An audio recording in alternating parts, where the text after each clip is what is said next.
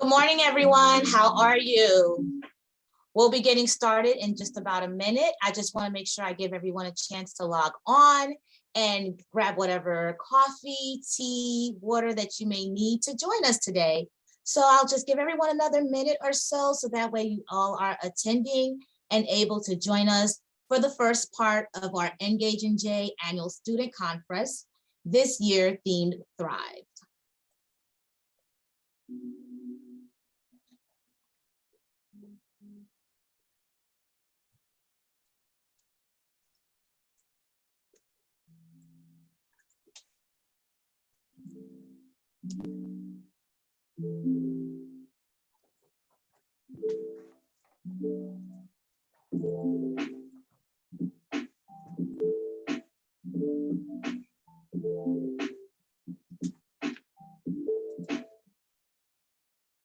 Oh yes, by the way, if students don't mind, while we're waiting for everyone to get on, please just let us know what campus you are from on the chat, and just let us know your name, let us know what you guys are doing today. And we're actually about to start a poll to just get us all started.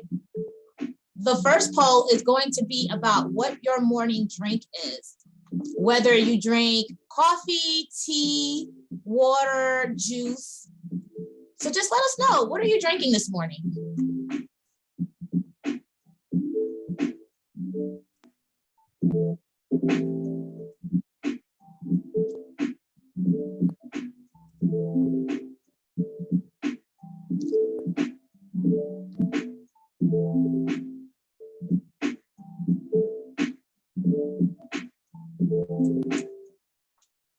All right, we're going to go ahead and get started. My name is Saraji Manaset, and I am the Associate Director for New Jersey Campus Compact.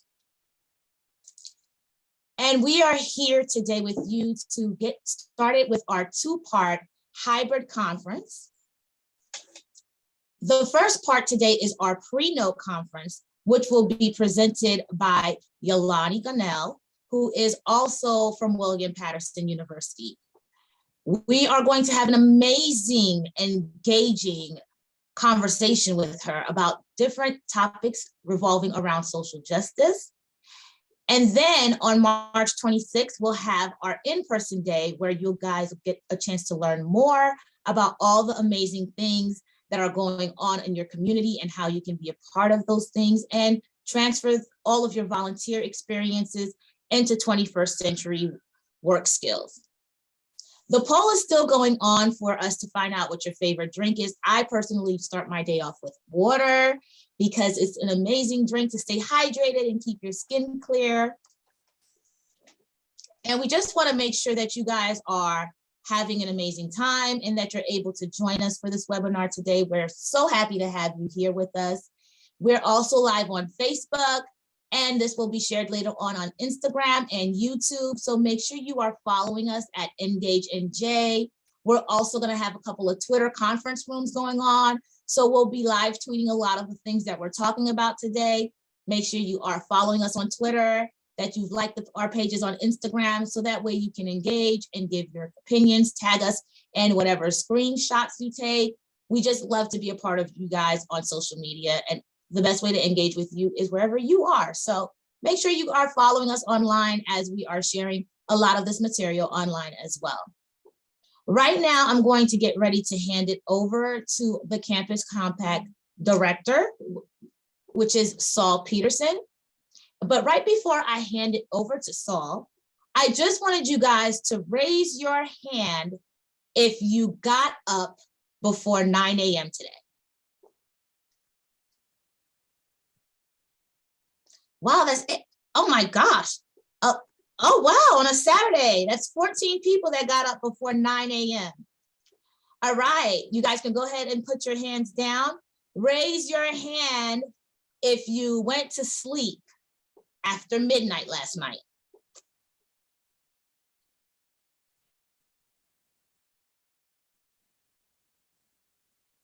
Amazing. That is 15 people who went to sleep after midnight last night. Wow. So I just want to take this time to thank you, because A lot of you were up before 9 a.m. and went to sleep after midnight on a Friday night and on a Saturday morning. And that's just so amazing to me because you took the time out to be here, considering how late you went to sleep last night. And you made sure to wake up this early on a Saturday morning just to join us for this amazing conference. And I just want to make sure you guys are giving yourselves a round of applause for your amazing time management skills, your diligence and your commitment to just trying to make the world a better place and learning different ways to do so. So make sure you're clapping for yourself, make sure you're patting yourself on the back because you are amazing. So with that said, I'm going to pass this over to Saul Peterson and let him tell you more about New Jersey Campus Compact and explain more about the conference to you. All right, Saul, it's all on you. Good morning, everybody. Or I guess good afternoon. I actually want to take a minute first just to collectively show some solidarity for our brothers and sisters in Ukraine. They are an independent democracy and they are being attacked. And no matter where in the world you're from, if you have to have some love, some respect for our brothers and sisters in Ukraine. So my thoughts and prayers, and I'm sure you all too share that view, are with them. Now, today's first part of our two-part conference dedicated to you, college students. In every way possible, we want to try to help work together so that you can thrive. We want you to thrive in work. We want you to thrive in life. It takes a lot of hard work. It takes a lot of collaboration. And I'm sure that you're all a testament to that. So today, we get to hear a keynote address from one of our leaders at William Patterson University, but it isn't my job to introduce her today. So I'm just excited to hear that keynote. But in a month, we're going to hopefully get to hear from all of you at the conference on March 26th at Mercer County Community College. And that's going to give you and your fellow students on your campuses a chance to shine, a chance to thrive. It's going to give you a chance to come together, learn from one another, present if you want, or listen if that's what you prefer, to presentations that talk about a number of different topics. And we hope that they are the kinds of things that you want to learn about. So students and professionals will be presenting on some of the struggles we're all facing as we come out of COVID, right? Is everybody doing okay? When you're coming back to campuses now, what are some of your concerns? Some people are coming back to campus, but there are some real issues of hunger, of mental health, of concerns for the future, and we need to know how we're dealing with that. We need to be there for one another. This country has a very, very long history of issues of racial injustice. And we need to know in 2022 how that's affecting you and how you're working to deal with that, right? Fighting the fight for justice. Climate change. Climate change is going to be maybe the issue that defines our life in this decade. So what are we doing to fight for a healthy planet? What are we doing to make sure that young people have the skills, the competencies, and the belief in a healthy planet for everybody? How are you engaging with legislators and politicians? Are you holding them accountable? What work are you doing to make sure that legislators represent you and not represent big pharma and oil companies? So we want to know, we want to learn. We're dying to hear what college students are working on, are aspiring to, and we want to make sure that you come to that conference to present on your work, to get better as you navigate your pathway to being a professional, and to learn from others. So we are really excited about that and hope that you'll be our loudspeakers on your campuses. We're even going to provide a bus if you need it. We'll fly you there in an airplane if we have to, but come to the conference. Okay, I just want to say a brief thing that as director of New Jersey Campus Compact, we are actually getting ready to transition over to a new nonprofit name, Engage NJ. We think it says a bit more about what we are about. We are a college coalition focused on civic engagement here in New Jersey. We want to make sure that campuses are good citizens in their communities. We want to make sure everyone has a chance to be successful. But we're going to spend the next 5 years in particular working with you, listening to you, working with campuses and funders and businesses and government to make sure that people are graduating with the kinds of skills that will allow you to thrive in life and in work. So we hope you'll go on that journey with us. We are 100% committed to that mission, but it's all for nothing unless we are representing you and learning from you and empowering you to take over, right? So old fellas like me can get out of the way and let you take on the challenges. So with that said, thanks for a couple of minutes of your time on a Saturday afternoon. I think I'm handing it over to the wonderful, the beautiful, the splendid Miss Mari Rodriguez. Is that correct, Mari? Am I handing it over to you? No, it's actually back to me real quick before we go to Mari. Oh, we all have our flaws. They're fine. Thank you, Gigi.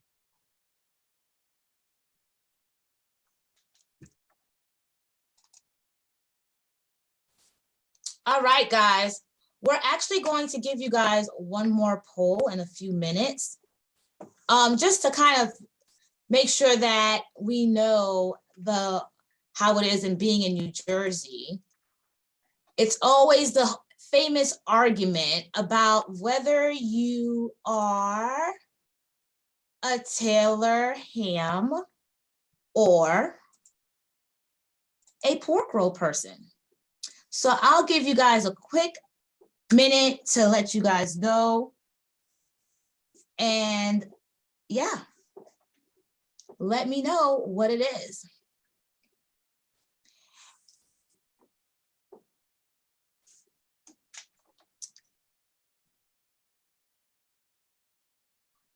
Mari no longer dines with the swine. Just so we're clear, I've never dined with the swine.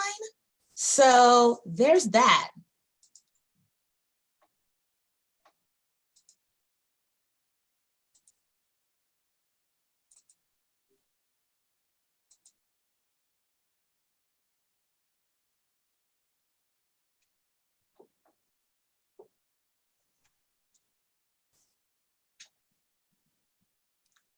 All right, so it looks like we are at 61% say that is Taylor ham. Another infamous Jersey argument, of course, is the North Central South argument. So by a show of hands, let me know if you are a North Jersey resident.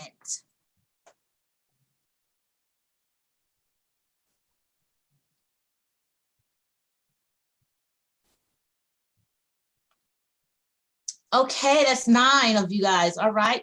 Oh, wait, no. How many people are North Jersey residents? Okay, we have about 9 North Jersey residents. If you guys could go ahead and put all your hands down. By a show of hands, I'd like to know how many people live in South Jersey.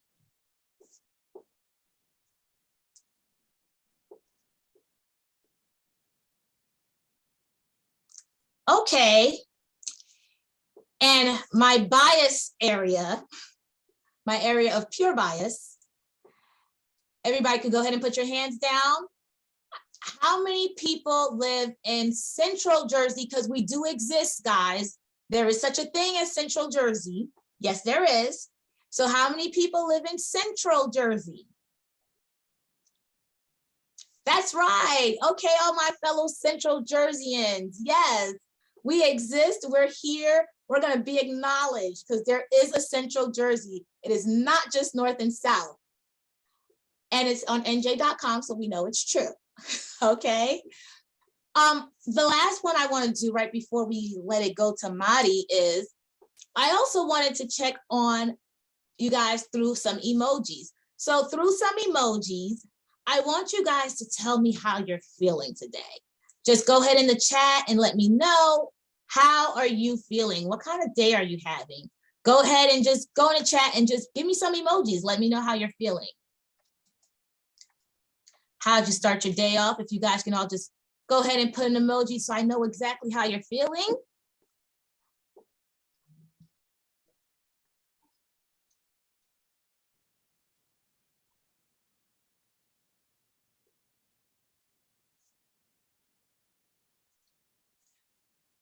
All right, I'm giving you guys a few more minutes with that.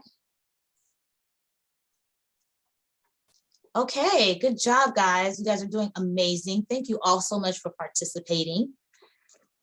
One thing that is very important to a lot of us, and especially me, is mental health. And I know with so many changes that have been taking place with the pandemic and et cetera, that it's taken such a toll on so many of our mental health. And I just wanted to take a few minutes to just let you guys know that I'm really proud of you guys for showing up today and for thriving through the pandemic.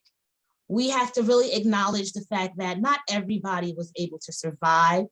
And you are here and you're amazing because you were able to do just that. So take a minute and just bask in your own glory, bask in your own existence. Just be really proud of the fact that you made it, because so many people were not able to do that and you were. So if nothing else, just the fact that you exist is a very huge accomplishment today. So no matter how you're feeling in this moment, no matter what's going on, just know that you've actually been very, very successful already just by sheer existence. And if nothing else, even on your worst day, you're amazing because you're still here. So make sure you guys give yourself a great hug, pat yourself on your back, give yourself a high five. If you look in the mirror today, just tell yourself, I'm amazing because I'm here. If for nothing else, that alone is a great reason to acknowledge how great you are. So with that said, I'd like to introduce Maribel Rodriguez, who is from my alma mater. Yes, I am a William Patterson graduate. Woo, go Pioneers.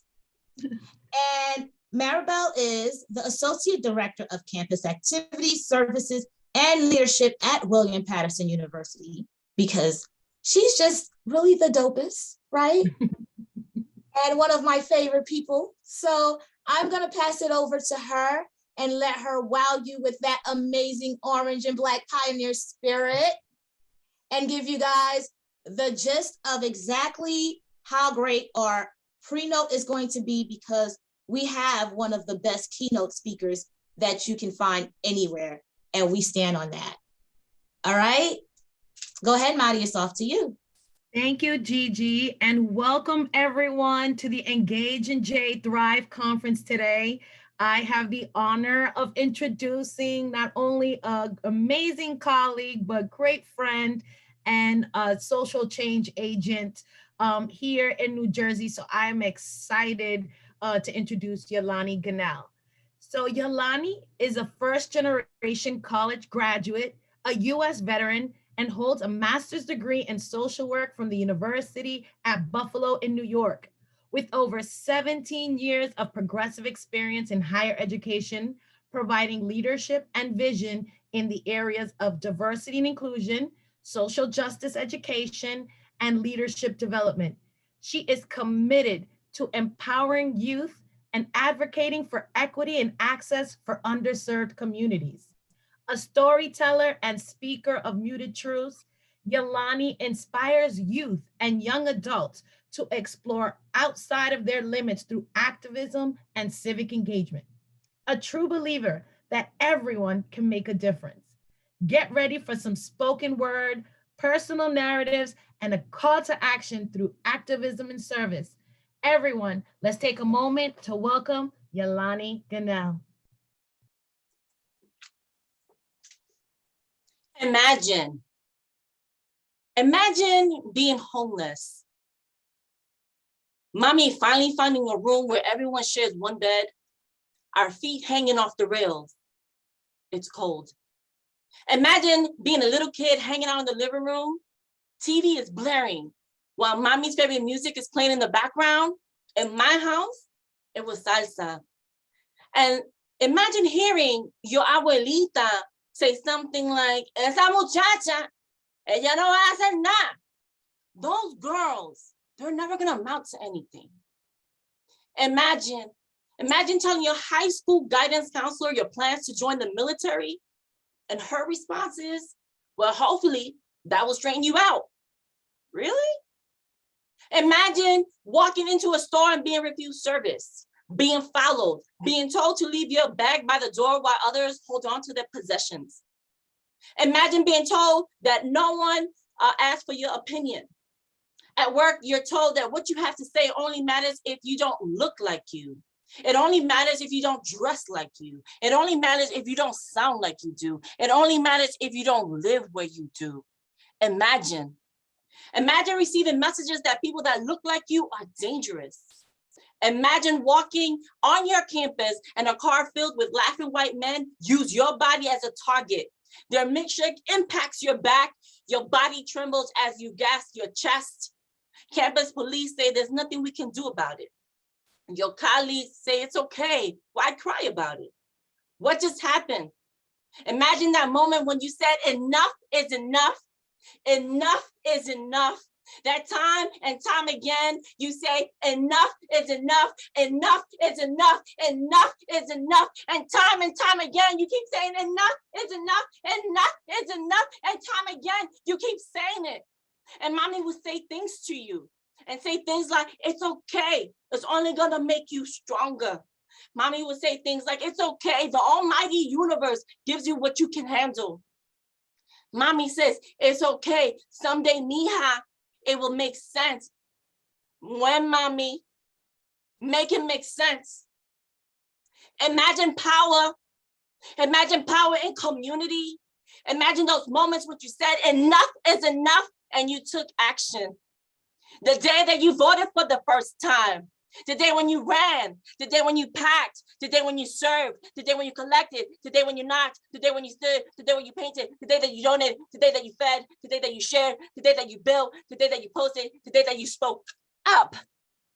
The day when you showed up in solidarity, the day when you were in community, that day when you engaged, that day when you attended the conference. That day is today.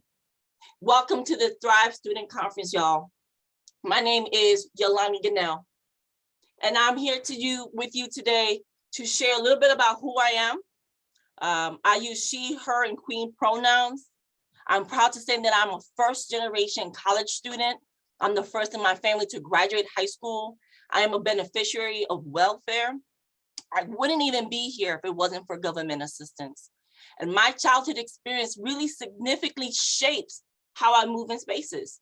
And you should know that when I grew up in New York City, members of my family, right, were incarcerated, right? My childhood friends were incarcerated. Some of my friends became parents at an early age. I was often called upon to translate, to assemble, to hold adult responsibility at a young age. And I would say that something that's really important about my identity that is hidden is that I'm queer and my orientation is fluid. And these are parts of my identities that affords me certain privileges and access. And there are parts of my identity that subject me to microaggression and racial trauma, right? And I share all of this because representation matters. And it's so important to be vulnerable in this work. And one of the strategies that I've learned over time is that our personal narratives, our testimonies really help build relationships around care and understanding. And I want you to think about, when you understand someone's experience, mutual respect is formed, right? And when grace is given in moments of conflict. Would you agree? Right? Would you agree? And if you do agree, drop that on the chat. And as we get started, I want to continue to create space to check in with you. And I want to start with the first question. I want you to drop a 1 in the chat if you can relate to any part of my story, right? I want you to drop a 2 in the chat if someone has ever made you feel that what you had to say didn't matter. And let's take a moment to just make some acknowledgements while you think about those two questions. Today, I have the honor and privilege to share a perspective of how to center social justice in our everyday experience, and just offer you some insight on ways that we can continue to do this work together here in New Jersey. So thank you to the conference organizers, thank you to Mali, thank you to Saul and Gigi and Ebony for making this possible and for creating this space for you today. Before I go any further, it's important to also name that I'm currently in Wayne, New Jersey at William Patterson University. Our campus is located on Lenape land that continues to be stewarded by Indigenous people. And as occupants of this land, we have a responsibility to care for our campus. And later on, I want to share a little bit about what we're doing on our campus around environmental justice to practice some of that shared responsibility. So get ready. We're about to dive deep into doing some heart work. And when I say heart, I mean H-E-A-R-T, heart work, all right?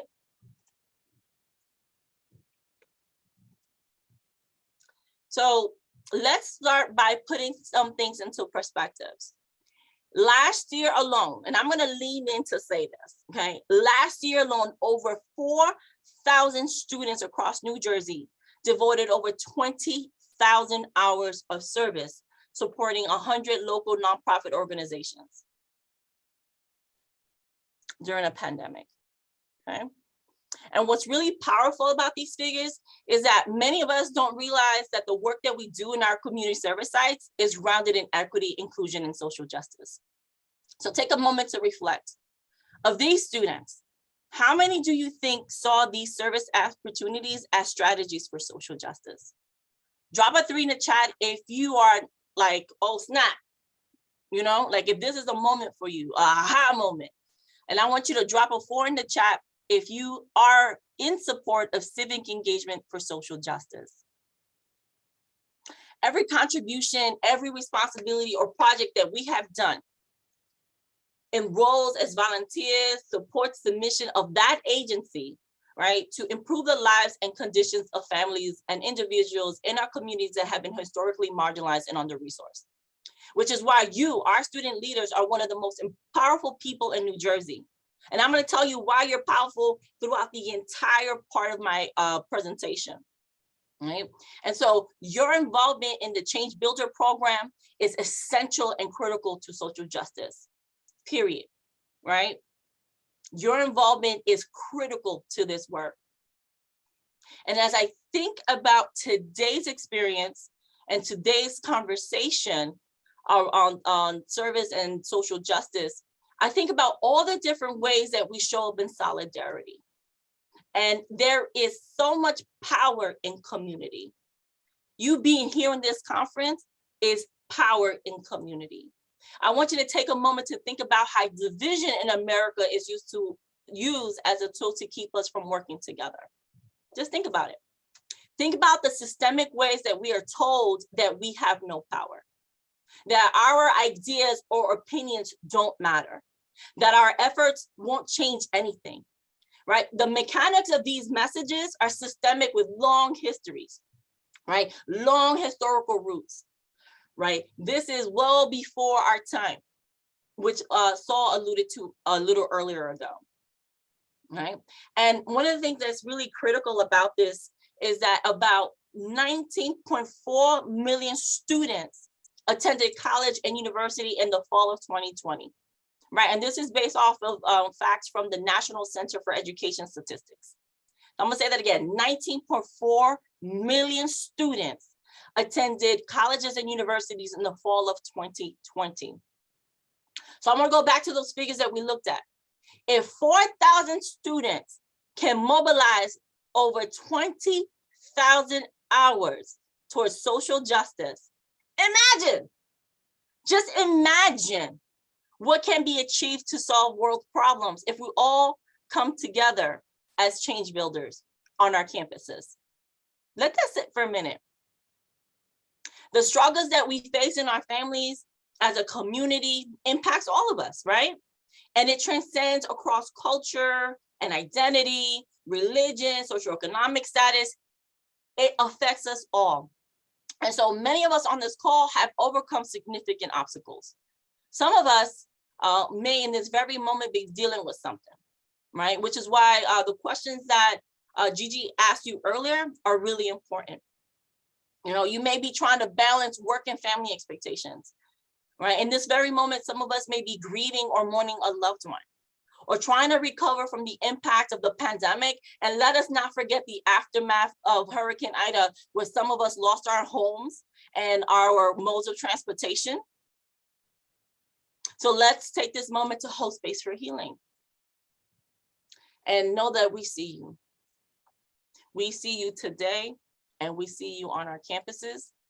And I hope that you see us, and you take this moment to see today as a moment for transformation, a moment to make a connection with me as a mentor and as an advocate, as someone who is here to support you in your journey, whether you are a student of William Patterson or not. And more importantly, on behalf of Engage New Jersey, know that you are appreciated and that your experience matters. So I encourage you to drop a note on the chat at any point of this presentation. All right, so I'm going to ask you a quick question. Who loves numbers, right? We all love numbers. So according to the United States Institute of Peace, over 15 million Americans protested racial injustice and police brutality in 2020. I want to have a conversation about social movements in America and how that has shaped civic engagement, okay? So in the last 10 years, there have been hundreds of movements that have happened globally, hundreds. But I'm only gonna name 10. All right, so I want you to count with me. Right, you ready? 1. And as I share these movements, go ahead and drop a note on the chat to see whether or not this is the first time that you've heard about this movement, or that you had any kind of engagement with this movement. Maybe you stood in solidarity towards this movement. Maybe you posted something about this movement. So any kind of involvement, any kind of experience that you have or don't have, let us know. So what's really important about this movement, the fight for $15, this was part of a labor activism, right? This movement started in 2012 in New York City when fast food workers walked off of their jobs to demand $15 and a union, right? This led to the Raise the Wage Act in 2017. And this work is still being done today. So if you want to learn more about this particular movement, I encourage you to check out fightfor15.org. And one of the things that you all should know as residents of New Jersey is that the New Jersey minimum wage is $13 right now. In New York City and New York State, it's $15.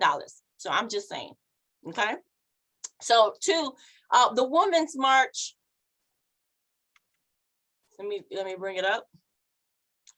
The Women's March is noted to be one of the largest protests in US history. 4 million plus people in cities across the country occurred the day after Trump's inauguration. And for those of you, you know, we get amnesia sometimes rightfully so, but I'm just gonna bring this back up, is that the inauguration happened back in January of 2017. And what's really notable about this experience, this movement, is that it later resulted in a large increase in women voters in the 2018 midterm elections, and continues to surface and show up in spaces around activism. Okay, the Me Too movement, but more importantly, there's 2 parts of this, right? In 2017, many of us in this space may have remembered the Me Too hashtag, right? Which went viral in response to the sexual abuse allegations against Harvey Weinstein. And it raised awareness of sexual violence and predatory behaviors in the workplace, which resulted in ousting like high-profile figures across all industries. One of the things that's important for you to know is that the Me Too movement was founded by a survivor and active, Tarana Burke, in 2006. And there's still much work, a lot of work happening beyond this hashtag. Today, the Me Too movement continues to focus on assisting a growing spectrum of survivors. And what's really dope about this is that they're naming, right? Because representation matters. Young people, queer, trans, the disabled, Black women and girls, and all communities of color, right? And that's part of their mission statement that you can find on the metoomovement.org website. There is incredible work right now happening around survivor leadership training and community healing. Of course, we all are familiar with Black Lives Matter. This movement started as a hashtag as well in 2013 and led by 3 Black women activists in response to the acquittal of Trayvon Martin's murder, George Zimmerman. The Black Lives Matter movement is a global movement, right? And it's a fight for justice, liberation, and justice. And what's really important about this is that this movement has shifted the national dialogue around race, racism, and justice. And we are seeing changes in policies, we're seeing changes in workplace environments, we're seeing changes in retail and corporations who are facilitating diversity training, hiring practices, and much more, right? And that's all due to students who, again, stood out and participating in a number of rallies and demonstrations here in New Jersey as well. Again, a lot more work still needs to be done, and you can learn more information on the blacklivesmatter.com website. I want to talk to you a little bit about the LGBT marriage equality movement, right? For many of our students, this may be something that, again, you may not have a lot of historical insight into, and there might be some amnesia involved. But in my generation and the work that I did, I didn't have certain liberties and certain rights because of the way I identified. So this was a really important, critical part of our history and our narrative that I wanted to share with you. And so what's really important about this movement is that these were efforts, the efforts to legalize same-sex marriages began to pop out across the country in the 1990s, right? And drop a note if you were born around that time or afterwards. I'm sorry, I just needed a little sign. Take care of my throat. And so part of what's really important about this is that the civil unions for same-sex couples that existed in many states were there, right? Like some states had these privileges, but they created a separate but equal standards for couples. And what that means is that at the federal levels, couples were denied access to more than 1,100 federal rights and responsibilities that are associated with the institution of marriage, right? So when we think about marriage, the marriage in itself is an institution, it's systemic, right? And it also denied those, not just those federal rights that the institution of marriage afforded heterosexual couples, but it also denied, there were additional restrictions that were given by their states.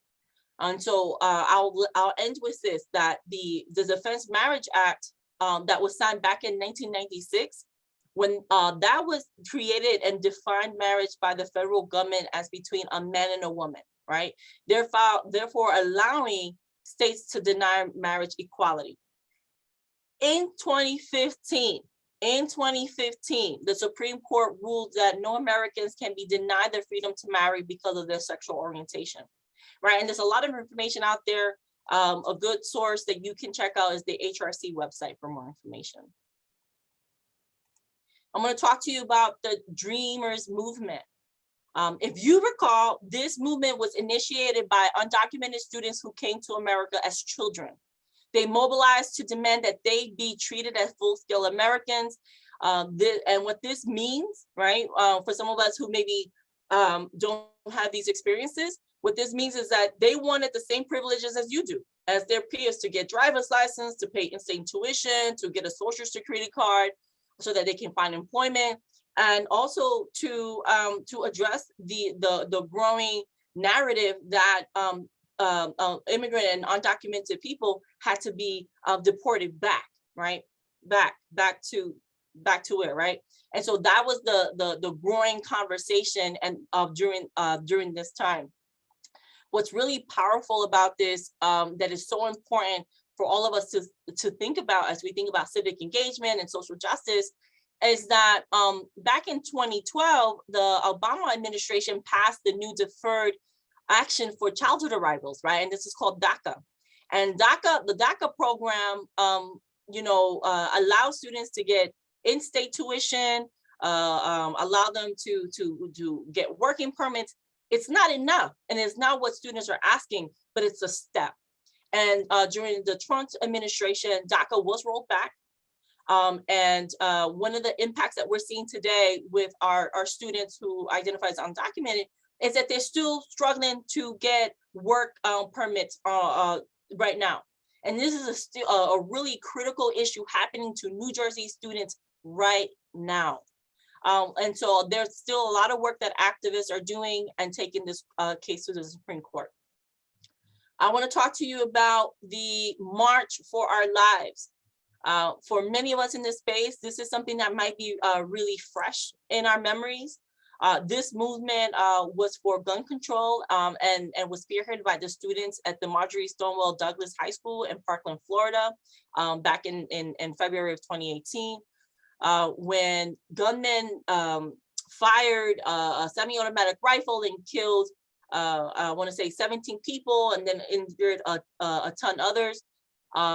And since 2012, what's really important to kind of center this conversation around civic engagement and social justice is that there had been at least 2,178 mass shootings resulting in thousands of deaths and even more people wounded because of the lack of gun control, right? And misuse, right? And narratives that have been muted around these issues, right? And so this is something that trickles and affects us, even though it happened in Florida. This is happening nationwide, and particularly something that we are concerned about here in the state of New Jersey. The next one that I want to talk to you about is conversations around environmental activism. One that I'm going to make mention of is the Green New Deal. And part of this is big, like, and Saul mentioned this at the opening, you know, like climate issues affects all of us, right? And this is not just a local issue here in New Jersey. This is global. This is worldwide. This is something that people are coming together across all nations to try to address. What I want to kind of raise attention to is that college students have been part of these movements all along, right? And sometimes we have amnesia and we don't remember that. So I want to take you back to 2012 when students started doing some activism, environmental activism that started to pick up on the news, and it started trending across different institutions. And so back in 2012, to address the global climate crisis, student activists on college campuses began demanding that their institutions divest stock and corporations that promote from the use and abuse of fossil fuels. And I'm going to tell you that's big deal, right? That's money, right? So these students are asking all these corporations to divest, to say we're not going to support these efforts. And so more than 1,150 institutions with more than 11 trillion in assets committed to divest from fossil fuels, including local governments, pension funds, religious institutions, and universities. That's big, right? And that was in 2012. And again, that type of work continued. In addition, right, as we think about climate, environmental justice, some of us may be familiar with the Green New Deal. And if you've been following Representative Alexandria Ocasio-Cortez of New York and Senator Edward Markey of Massachusetts, when they announced the resolution back in 2019, the goal of the Green New Deal is to reduce greenhouse gas emissions in order to avoid the worst consequences of climate change, while also trying to fix societal problems like economic inequalities and racial justice, right? So that's happening. And something that really surprises me is the muted conversations around land back. And so I'm going to spend some time to talk to you about this movement that, again, is centered around environmental activism and yet doesn't have enough airtime as it should. So we're taking this time to make mention of it today. And so what's really important to note is that while these environmental justice movements are in motion, Land Back is a movement that has existed for generations with a long legacy of organizing and sacrifice to get Indigenous lands back into Indigenous hands, right? And so you can learn more about Land Back the movement. Just go to landback.org, right? And you can start there. And what's really transformational about this movement is that Land Back is more than just a campaign. You know, the political organizing and narrative framework that is used in this movement is envisioned so that a world where Black, Indigenous, and people of color find liberation and can coexist, right? That's dope, right? That's so powerful, and yet often muted in these larger narratives around environmental justice. And the last one that I'm going to make mention of, again, maybe not directly affecting us here in our spaces, but this is something that's very important to me and to members of the communities that I support.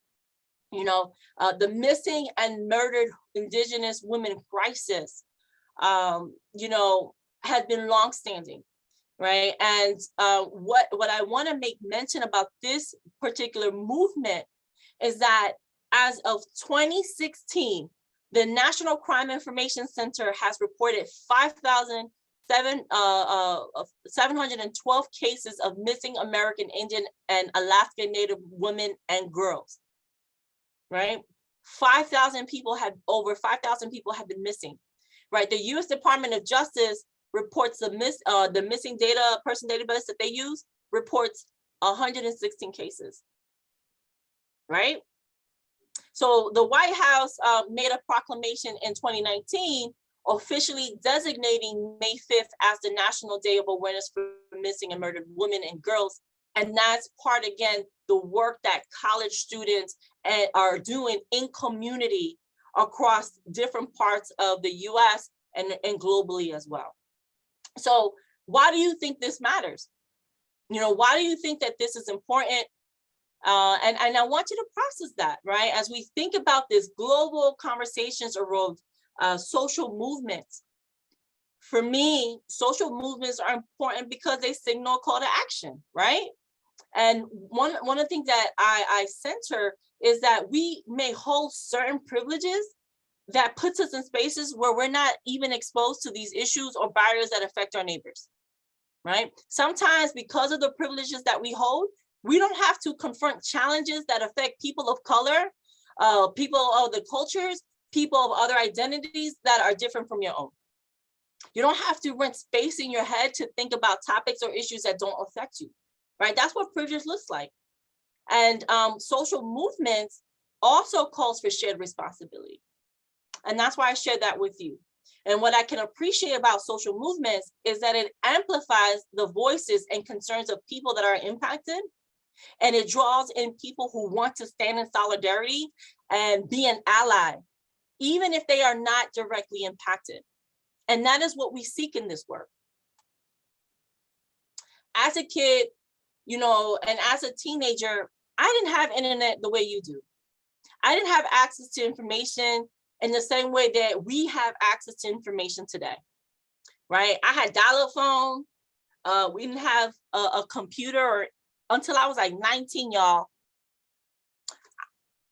I look young, but trust when I say that I got some years on me, okay?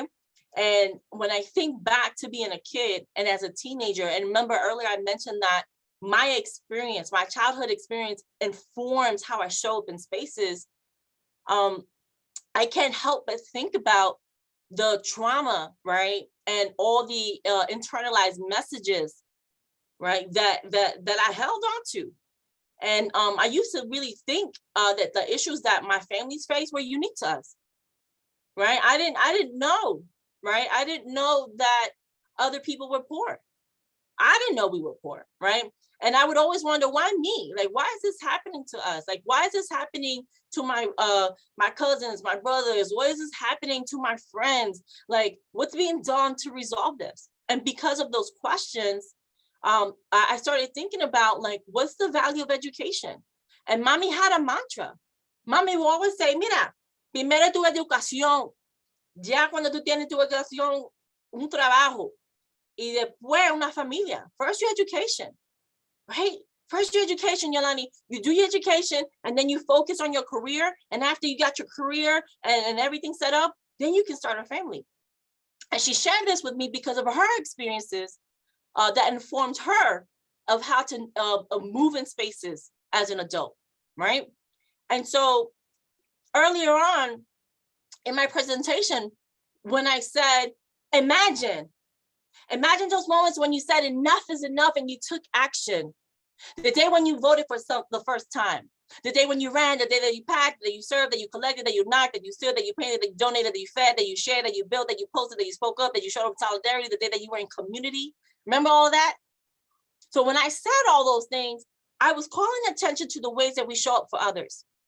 And I was calling attention to the way that we thrive despite our circumstances. I'm gonna tell you right now that I have power. I have power because I see my worth. I have power because I know my worth. And I don't need people to validate who I am. Now, as a kid, that wasn't my narrative. That wasn't the experience. So when we think about that, like this work around social justice and centering it around civic engagement, it's powerful, right? Because look at all the things that we're able to accomplish together. And I think about all the things that I've done in my career that I was told that I would never be able to do. That's the kind of power that I'm talking about, right? Those are the things that were muted, and I was able to overcome that. And so I share that with you so that you can think critically about, wow, you know, if this happened to Yolany and it's happening to me right now, what's my outlook going to look like? What's my future going to look like, right? So that's the part of the conversations around inequities. I told you earlier that I I grew up in New York, right? And one of the common sites in my neighborhood was overflow trash, was people experiencing homelessness, a lot of police activity in my community.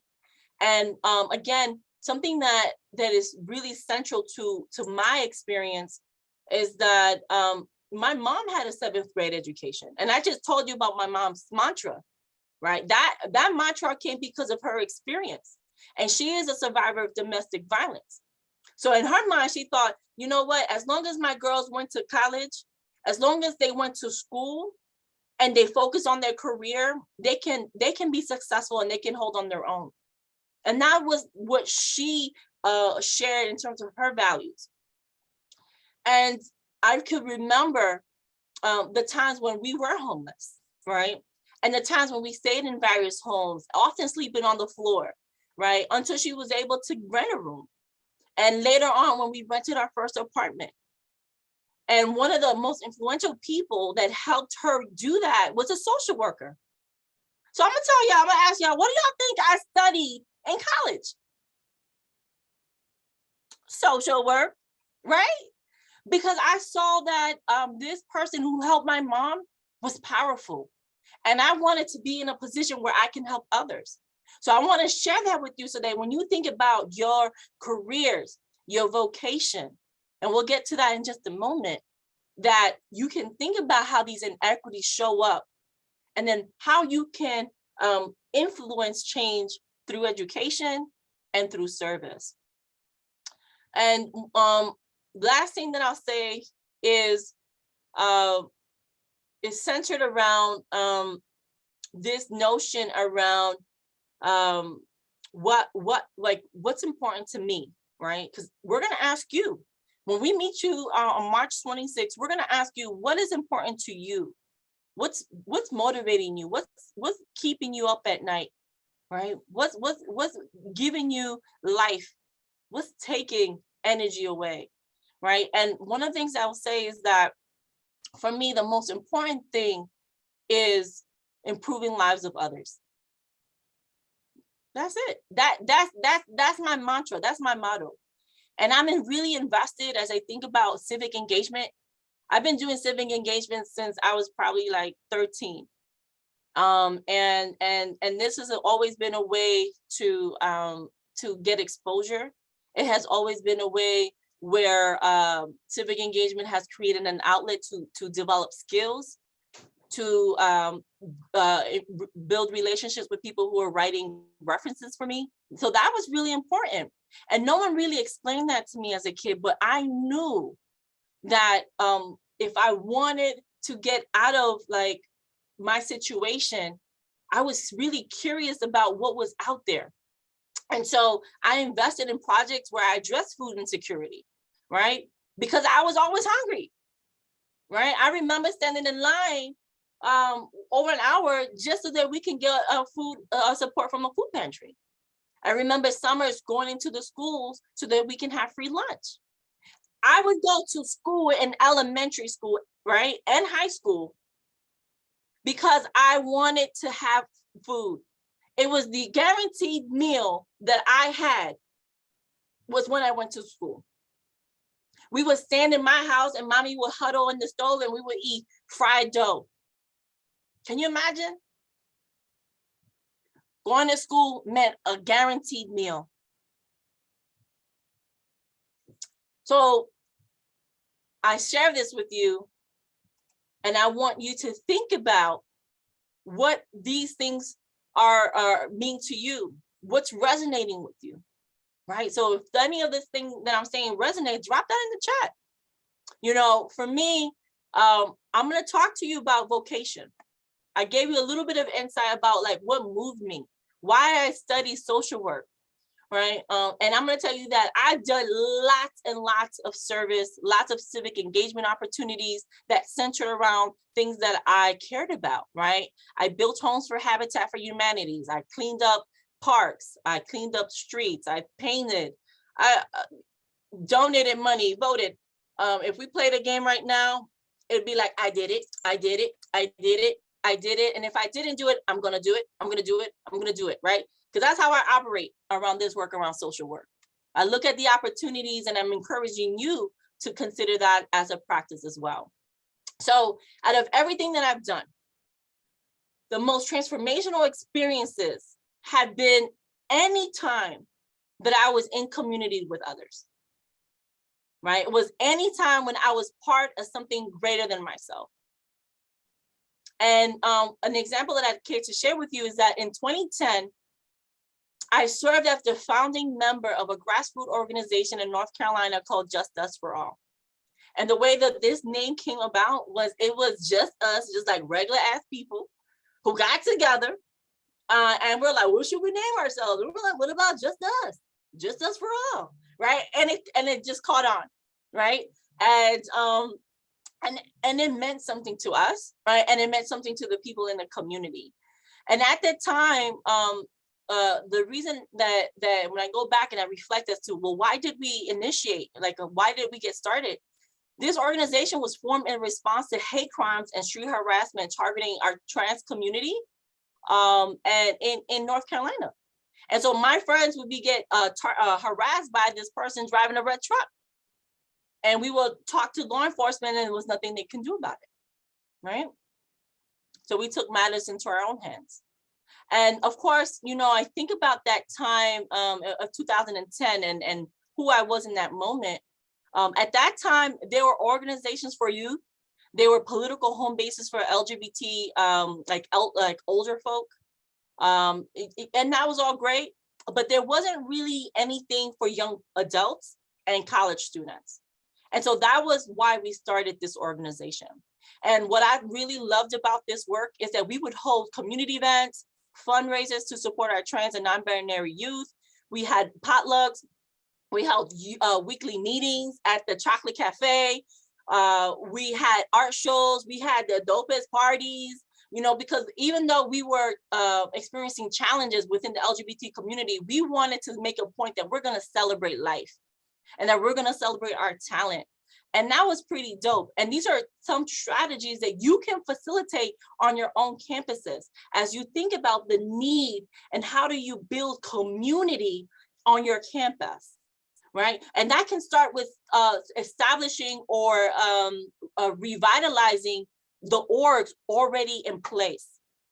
Just think about that, right?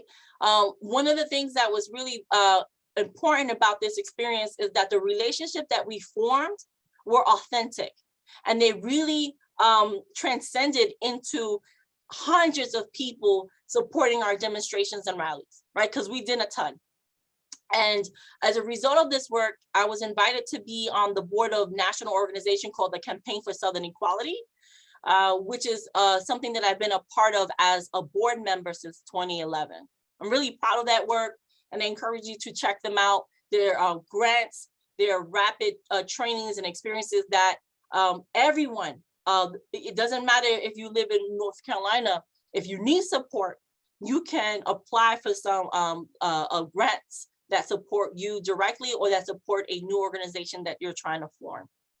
The second transformational experience that I love for you to share, to share with you, was when I served as a mentor to a third grader in a local school in Florida, right? And at the time, a community organizer approached me to help recruit students to serve as volunteers at the college. And then, we helped gather some students who volunteered several hours on the school. And then she approached me and said, well, Yolany, we could really use some adult mentors. And I'm gonna be honest with y'all, I was really hesitant at first because I didn't know that I was gonna be able to connect with the third grader. Like I didn't have kids in my life like that, and I just didn't know that we would have anything in common. But more importantly, I just had no idea what to expect in terms of like being a mentor. And so what I didn't know, and like what really motivated me to take this risk, and because to me it's a risk, like I was like, man, I just don't know what to do. What if it doesn't work?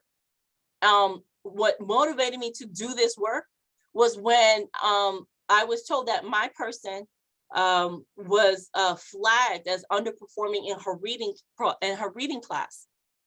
And so I said, you know what, reading is really important. This is something I stand by. This is something that has elevated my experience, right? And so from that, right, I started meeting with her weekly, and I learned that she loved dogs, but she didn't have a pet at home. And so I worked with the staff at the school, and I got permission to bring my dog, right? And keep in mind, this is Florida, y'all. Like, this ain't happening here in New Jersey. Maybe it could. This is Florida. And so they said, yeah, go ahead, right? And so this is a true story. So they said, okay, since you're going to be outside and you're going to be reading by the tree and the bench, that's fine, not a problem.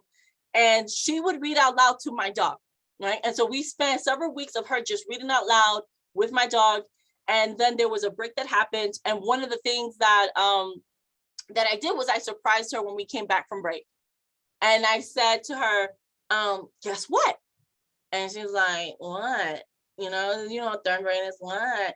And I said, you have done such an amazing job reading to JoJo that for our next project, we're going to create your very own book. And you are going to be an author, right? And I did it all like that too with my neck.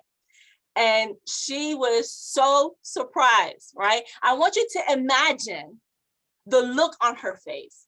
I want you to imagine her body posture when I said, you're going to be an author.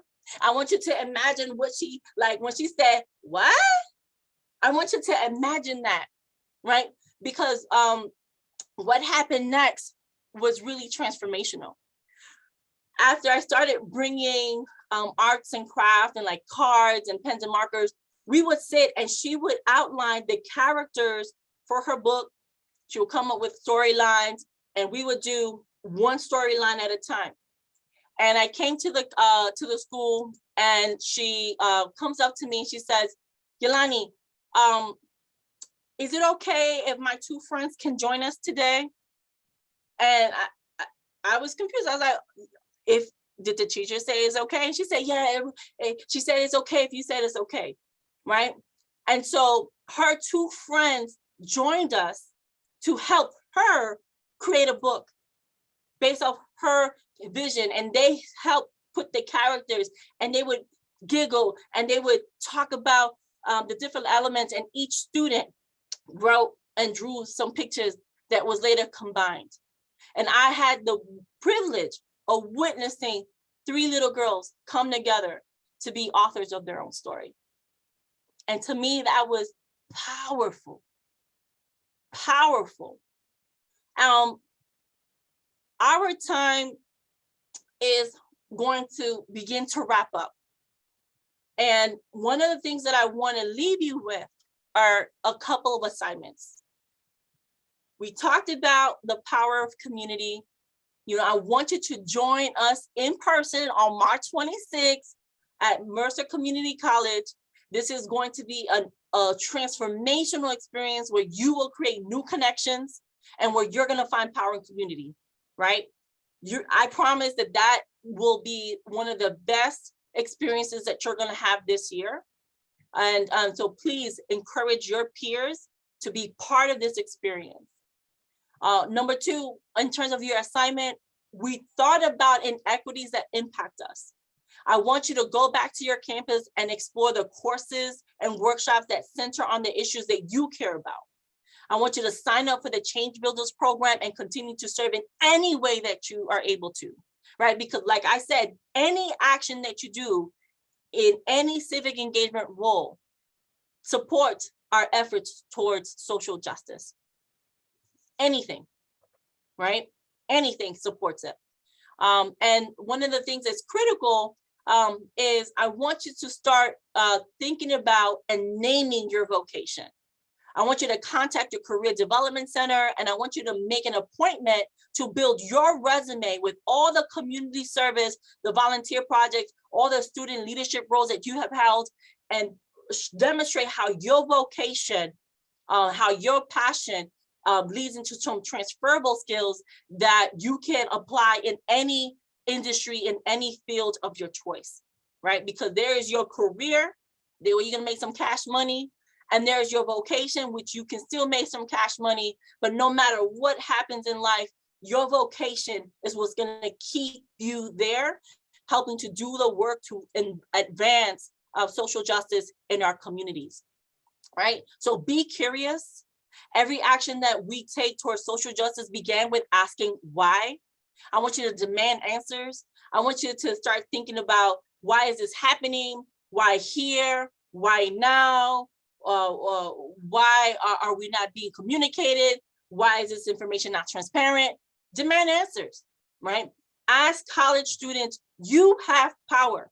And when you think about all the systemic changes that need to happen in your community, when you come together as a community, you can affect change on your campus and also in your community.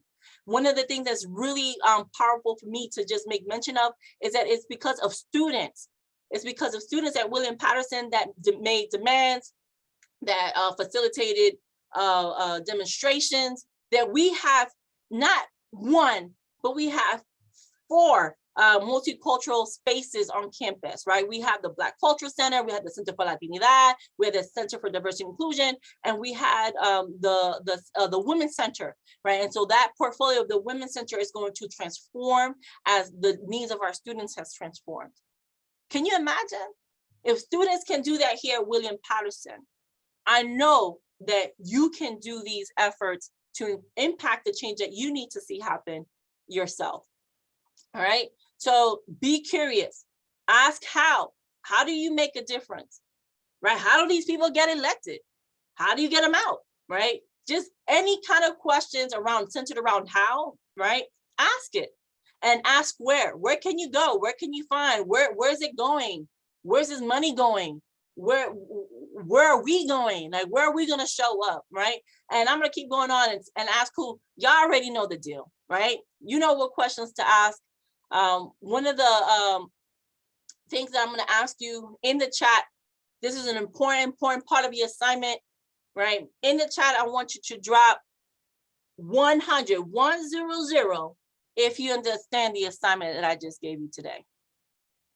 And with that, we're going to stay in this slide for a moment and open up for Q&A, open up for comments. And I want to thank you for being part of this experience. And after Q&A, we're going to hear from our conference organizers more information about how to get involved. But hold on, we're not done yet. Let's check in with our conference organizers. Let's see what you have on the chat. And thank you so much for being part of this experience with me today. All right, guys, if you raise your hands, we can actually allow you to speak. if you want to ask the question that way versus the chat.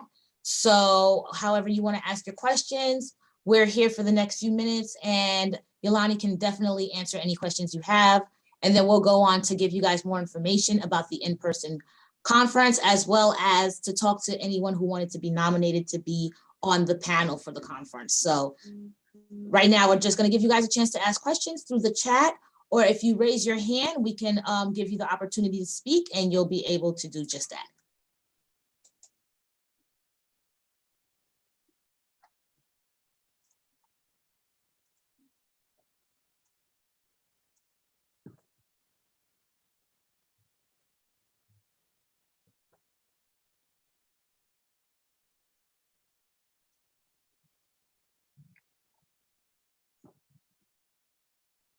What's so great, I'm looking at the chat now for the first time, and it's so great to see that so many folks understand this assignment, right? And I love to hear, if you got no questions or comments, I love to hear what you plan on doing between now and March 26th. Love for you to drop that on the chat. And we're very curious about what this presentation has left an imprint on. What are some of your takeaways?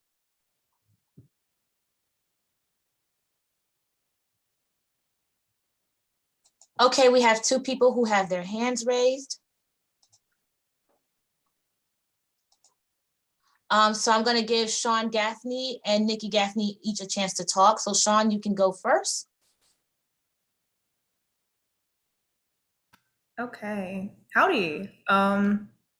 I wanted to say that this was an awesome forum, and the vibe of it is way different than most other conferences, and it has a level of love and respect that other places sorely need. So thank you all for making this, and I look forward to the conference. The second part of the conference, which I think is March 26th. I don't know. You guys got the plug. I wanted to ask a question, actually. So with being maybe a minority person, or however you want to call it, someone who's undervalued in society and not helped so much, I feel like it's very disheartening that like then we have to go out of our way to like help ourselves, maybe sacrifice time at work and stuff to be part of community organizations to help. And sometimes I can't even get over that thought, and I'm like, okay, so why should I join organizations to do this work when I have to spend additional time to even keep myself afloat? So can somebody put like an answer to that, an assurance of some sort? Excellent. And I'm so appreciative that you raised that. That's one of actually the points that we discussed as we thought about like the emotional labors that we're asking students to do, right? In lending themselves into the work of civic engagement, the work of volunteer. There's a lot that is happening in our communities, and we don't expect folks to show up and feel isolated in that moment. One of the things that I would say that has been very helpful is that we have to do self-work, right? And that self-work means healing, right? And for me, that meant that I had to reconcile with some of the microaggressions and trauma that I experienced. And everything that I shared in my my poem and my spoken piece are all things that I face, are all things that happened to me. This is not something that I pulled from the internet. These are truly my experiences. And when I think back to that strategy, right? That systemic strategy to silence people, that's when I'm motivated. That's when I know, like, you know what? This is being done because I can make a difference. And I do that self-talk, and I show up and I take risks. And there are times that I struggle with mental health, right? I am an emotional eater. You know, I love some chocolate. Chocolate wins me over all the time. I love to spend time with my dogs. I love to spend time with friends. And so I think that we want you to know that we know it's a lot, right? This is unfortunate that we have to show up and take this moment to work on you, center healing, center reconciliation in your own kind of well-being. And I hope that supports not only this inquiry around why do we need to do it, like so much pressure, but it moves this narrative into when you're ready, right? When you're ready, and in whatever way and whatever shape, because there's nothing too small that we can do, even if it means a gesture of kindness to people who are in the struggle. That goes a long way as well.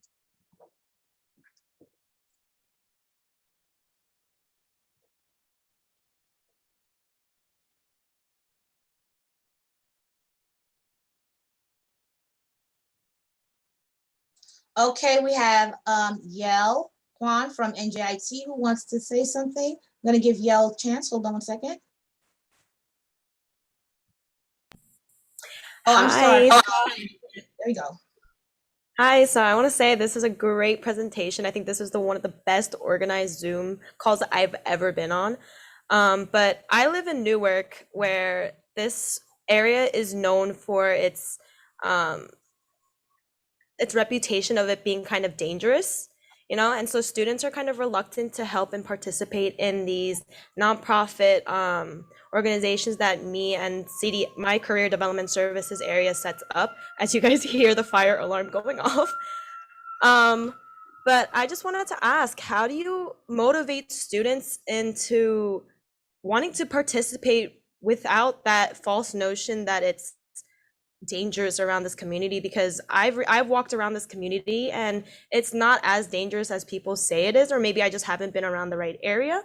But how do I get students to be motivated or want to participate in these kinds of activities that myself and CDS provides? That's a really powerful question. That's a question that I interrogate all the time. And I've been in higher ed for 17 years, and so I've worked at different institutions over time.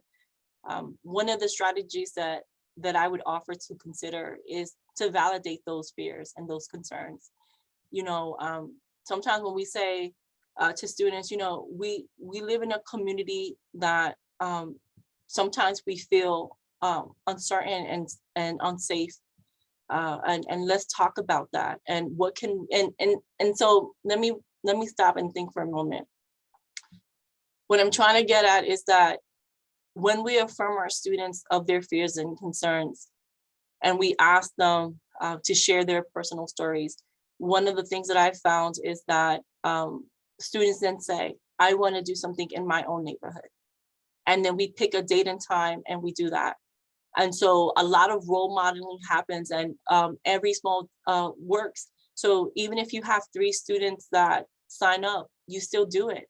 And you say, we're going to spend an hour and we're going to pick up trash, or we're going to make an appointment and talk to this local organization and see how we can volunteer and support them. And it's little things like that, that is going to help change the hearts and minds of people. But again, if students, they know their own communities, and if they are cautious, just like mommy was cautious, that informs the way they want to get involved. And so you don't have an easy task in front of you, but I would definitely tell you that keep offering these opportunities and stay consistent with these offers. And then students will then see that you're serious about this work ahead, and that you're going to put the time, and that you're going to build those relationships. And over time, you'll see a shift in the culture of the school, and in the culture of how students interact and engage with your office. So that's the best that I can offer right now, but we can continue to strategize offline.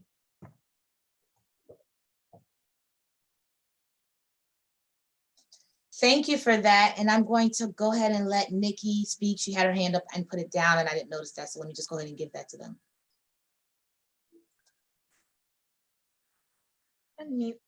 All righty. Once again, more gratitude, more applause, very great conference, very much wisdom. I don't have a question, I have a comment, and that's the fact that I am a student leader. I do a bunch of civic engagement whenever I have the chance, whenever it doesn't overlap with classes and so on.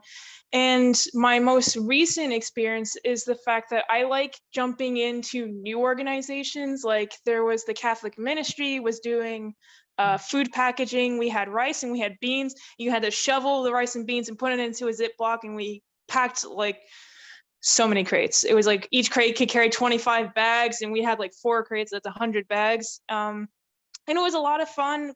And yes, it's great networking, but also it is itself a type of healing, like Yolany says. Like civic engagement is not inherently exhausting. Right. It's a time where you're taking the chance to do something new that's outside of your schedule that is just feel good. Yes. And most of the time it's not difficult because the people setting it up don't want it to be extremely difficult for you. And you just spend an hour or 3 hours doing it, and then you're done. And then you know that you've impacted a bunch of people by just doing this simple thing of like hanging out basically for an hour to 3 hours and talking to these new people. So I definitely encourage civic engagement as something that isn't simply work that you have to do because you have to struggle past all of your traumas in order to do this, but also it is just something that feels good and is simply good and is inherently good. And you can find that like just doing that little bit of civic engagement just brightens your week, because it just changes the rigmarole of you have to go to work, you have to do your classes, you have to do this, you have to do that. This is something you didn't have to do, but you came into an atmosphere of caring, and then you stayed there for a while, and then you came out, and it's so much better. So I definitely encourage civic engagement as a place of healing. Excellent. Well said. Excellent.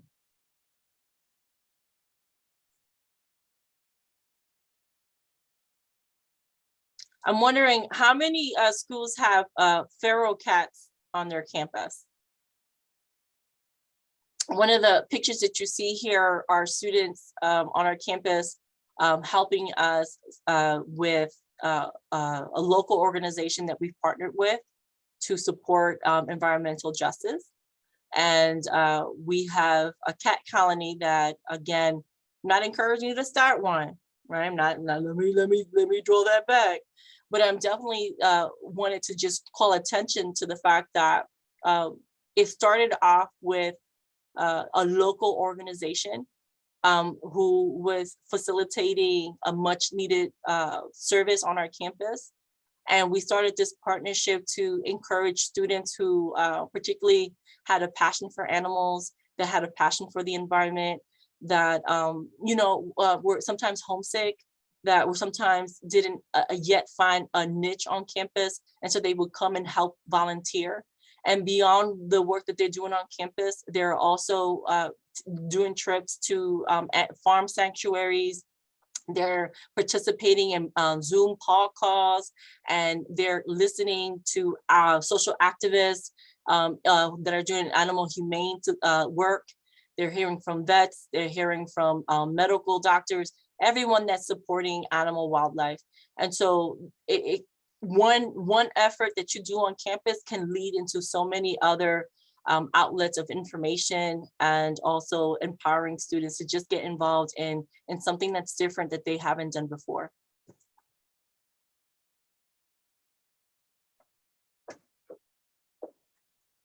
Okay. I think there was a question here. Or a comment. As a freshman, I'm usually overwhelmed by all the different events happening on campus and don't typically take a part in anything because of that. However, because of the passion, thank you so much. That is pretty dope. That really warms my heart.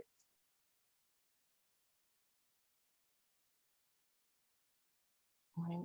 There are going to be amazing speakers and other presenters and facilitators at the conference on March 26th. So we encourage you again to come. Like this is going to be transformational. If you see yourself as wanting to tell your story, your own testimony on how you have worked around civic engagement on your campus or in your community, we encourage you to contact the conference coordinators to share your name, and we can invite you to be on the panel. If there's something really dynamic that you're doing on campus or in your communities, we love for you to share best practices, meaning tell us what you're doing. That way it can inspire other students to do something similar on their own campus.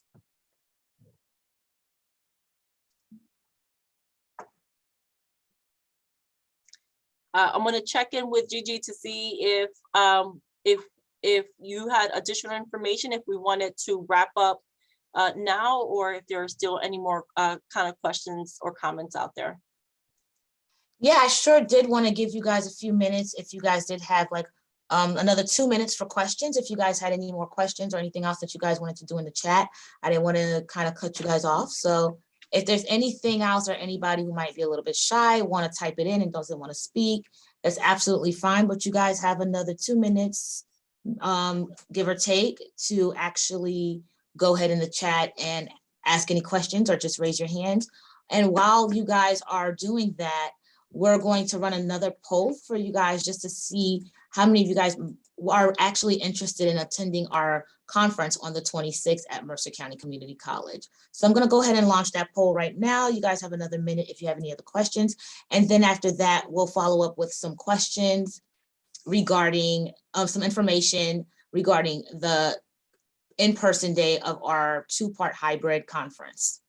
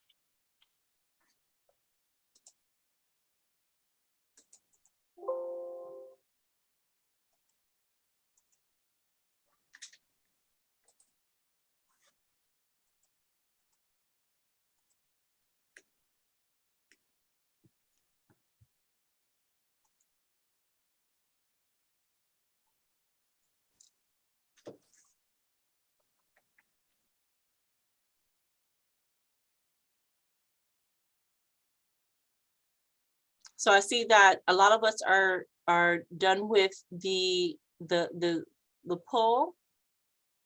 Any other action points to share for our participants?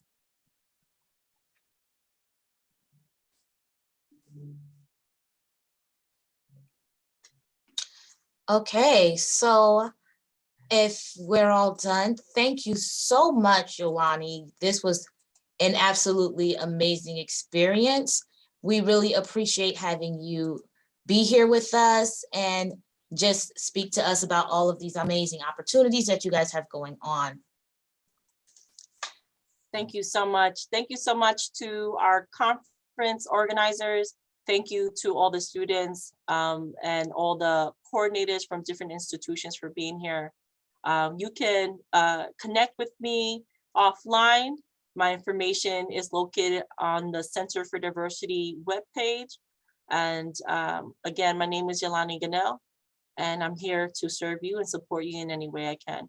Have a good day, everyone. Thank you so much for being part of this experience. And if you guys can stay on for a few minutes, we're gonna give you guys some information real quick about the conference, how to register. Real quick, before we get started, I just wanted to pass it over to our former event and grant coordinator, Ebony Torres, who is now the team leader for our AmeriCorps program. She's going to let you guys know about an amazing opportunity coming up.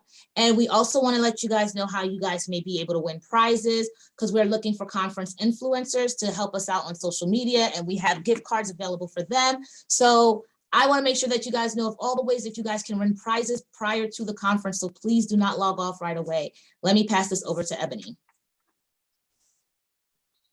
Okay, howdy y'all. So for the past 4 months, I have been doing extenuous research. I created a database just to see how we can put our civic engagement work and this community service work that we're doing into something that can benefit us even a little bit more than it already has been. And so I've been researching how we can apply for scholarships, check opportunities like monetary opportunities. There's trips that you can take just for applying to show the work that you've been doing. And you even have a chance to be part of a documentary. So I am going to be tabling at the student conference in person, the part 2, along with 2 other people. And we're going to be at the table all day. You can come to us and we will help you find the opportunities that best fit you. So just come with a resume and that's all. Thank you. Thank you so much for that, Ebony. You did an amazing job. All right, so just so you guys know, if you guys are following us on Twitter, on Instagram, I know a lot of you guys are following us on Instagram. We've been inboxing all of your SGA offices and tagging them in our stories. So if you are on Instagram, Facebook, Twitter, we'll be starting a TikTok soon. So there's that. There will be ways for you guys to engage with us and get more information on our website, NewJerseyCampusCompact.org. NJ, not the full spelling of New Jersey. You'll be able to find information on how to register for the conference. The conference will include free breakfast and free food. So you don't have to worry about how you're going to eat from 10 to 3. No, there will be meals there provided for you at Mercer County Community College. They have an amazing catering service, and the meal options, as far as whether you have any allergies, not the full meal options, but the allergies and all the other requirements are on the registration form. So it is important for you to register so that way we are accommodating you and making sure that we have the right meals available for you. We wanted to do it this way considering the fact that March 7th will be, and we're going to actually put it in the chat for you guys, the website that you guys can go to learn more information. Ebony's going to drop that in the chat for you guys right now, the link to the New Jersey Campus Compact conference page. So that way you guys know where you can click on to find out all the information on the conference. In addition to that, we are still looking for students to participate as panelists. I believe we may have 2 or 3 open spots left for panelists, for nominations for panelists for our conference.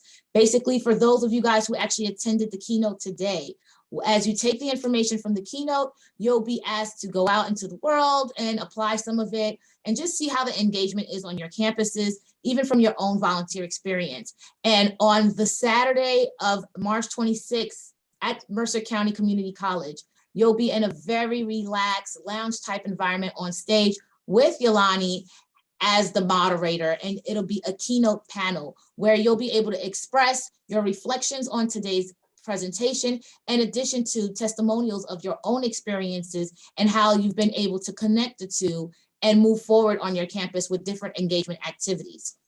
Furthermore, we are doing a $300 bus voucher. How that works is if 15 or more students at your university registers for this conference, your university will be eligible to have a $300 bus voucher to help you guys all get to the conference safely and together. Furthermore, those who are on the panel will receive a $30 gift card.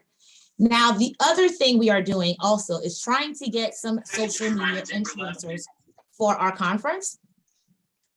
And how that will work is if we have the social media influencers, we're trying to have them all go on social media and participate in sharing and just making sure that everybody is aware of what's going on with the conference, and that everybody's able to participate in the conference or registering. So you'll basically be the voice of the conference on your school site.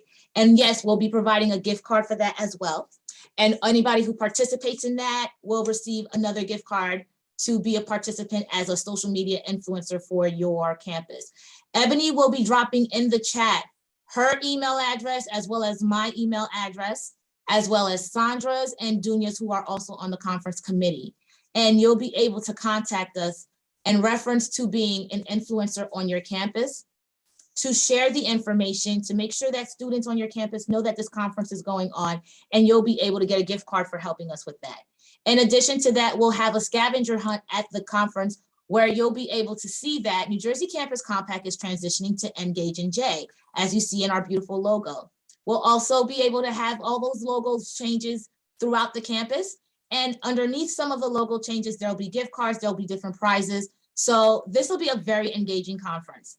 Last but not least, we're gonna have a Snapchat filter. So we want you guys to come to the conference, take videos, take pictures, share it with your communities. And the Snapchat filter that gets the most views, the most shares, etc., those persons will also win gift cards. What we're trying to do is not just try to say, hey, come here and do things with us and you'll get gift cards. What we're saying is, we all just went through a pandemic. We understand that it was financially burdening on a lot of you. So we want to make sure that we're paying it forward in more ways than one. We want to not only provide you with amazing information that's going to help you to develop your civic leadership skills, to increase the volunteerism at your colleges, to help you overall just be an amazing citizen in whatever capacity that looks like for you. We want to make sure that in some ways we make it so engaging, but we're also providing you with a little something extra that makes it just a little tip on the iceberg. That's like the cherry on top of the ice cream, right? So we just want to make sure that we give you guys those opportunities to win prizes, because who doesn't like to win a prize? Nobody. Everyone likes to win a prize. So we want to make sure we give you all of those opportunities. We want to make sure that we compensate you for your dedication and your time whenever we can. Although we're a very small company and a nonprofit, it's not to say that we're paying you, but we're trying to give you ways that you can just gain more than just that experience. So anybody who's willing to participate, please email us and we can have you be an influencer on your campus. We won't be able to take more than 1 or 2 influencers per campus, so we have to be very mindful of that.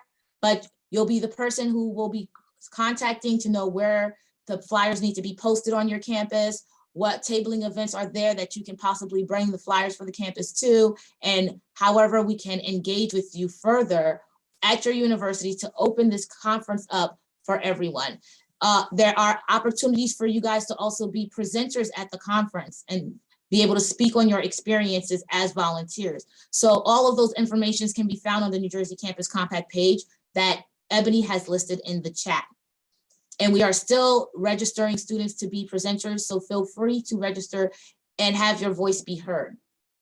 The purpose is to make sure that we provide enough opportunities for you guys to get all of the experience needed, all of the information needed to grow and be able to not only learn more ways, but to actually interact with your peers in an engaging way that allows you to network at the conference. So there'll be also ID cards that have scan codes on them. You'll be able to network and exchange your information with other students as well as professionals that can help further your career, further your civic engagement, further your volunteerism, further your overall community activism. We just want to make sure that you are all aware of exactly how engaging our Engage in J conference is going to be, and give you the opportunity to register and tell your friends about it. As you can see, we try to make this as personal as possible. This is not your normal conference. So we want to make sure that you guys all have the opportunity to know exactly what's going on and to win some amazing prizes, especially having the advantage of attending today's conference. We'll be emailing you with specific opportunities that are for the ones who attended today and that will be coming to the conference later on. So Ebony has put all the information in the chat, and you can also follow us on all of our websites and all of our social medias. For the website, it is newjerseycampuscompact.org. For social media, it is Engage NJ. And let Saul make any closing remarks that he would need to make. Saul? No, that's okay. You can all wrap it up. Thank you. Okay. So thank you again, everyone, for coming up with us and just learning so much more about our organization and for learning so much more about social justice. Thank you, Yolany, for this amazing presentation. I just want to give a shout out to all the universities that we had on board.